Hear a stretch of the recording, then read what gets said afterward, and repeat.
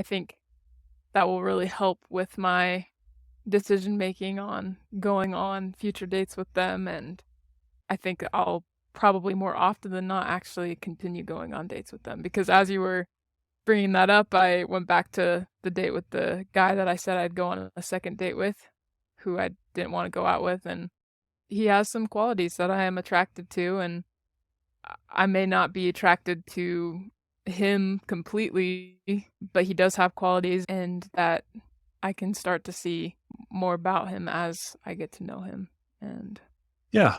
And remember, it's more. completely appropriate to let time go by. One mistake people make when they're dating is they go on one date. One guy, one person was like, that was wonderful. And the other person is like, that was horrible. And the wonderful person wants to repeat the experience because it was wonderful for them.